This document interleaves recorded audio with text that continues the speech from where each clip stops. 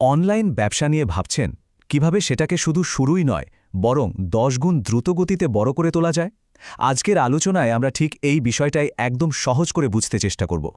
বাংলাদেশে একটা অনলাইন ব্যবসাকে সফলভাবে লঞ্চ করা আর তাকে বড় করে তোলার পেছনের মূল সূত্রটা কি, চলুন সেটাই জেনে নেওয়া যাক। অনেকেই ভাবেন অনলাইন ব্যবসায় দ্রুত সাফল্য পাওয়াটা হয়তো ভাগ্যের খেলা, কিন্তু ব্যাপারটা মোটেও তেমন নয়। সত্যি বলতে আজকের এই তুমুল প্রতিযোগিতার বাজারে দ্রুত গতিতে ব্যবসাকে বড় করতে চাইলে একটা পরিষ্কার ফর্মুলা মেনে চলতে হয়, আর সেই ফর্মুলাটাই হলো আসল। আর এই যে ফর্মুলার কথা বললাম, এটা কিন্তু খুব জটিল কিছু না।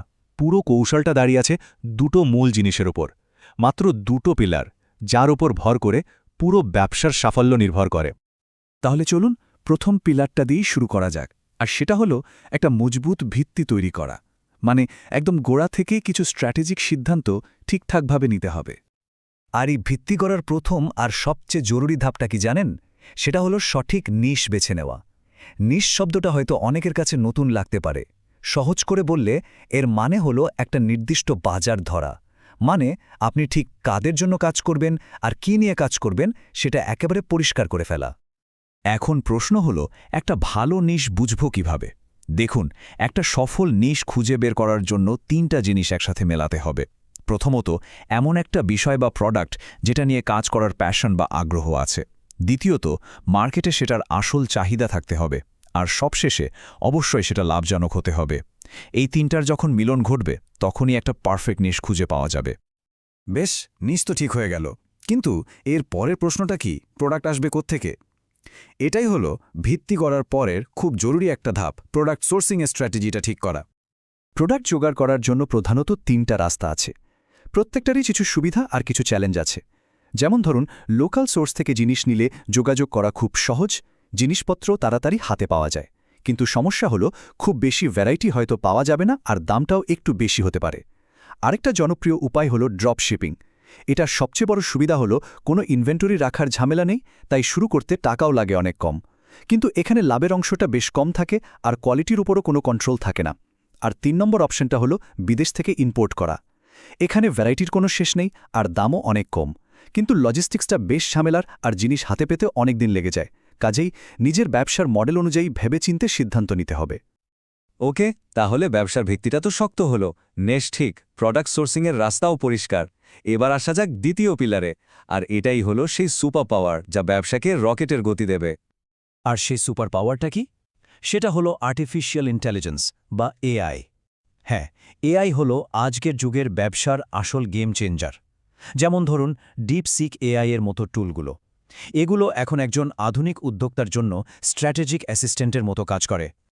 একদম সহজ করে বললে, এই ধরনের এআই টুলগুলো ডিজাইনই করা হয়েছে ব্যবসার মালিকদের সাহায্য করার জন্য।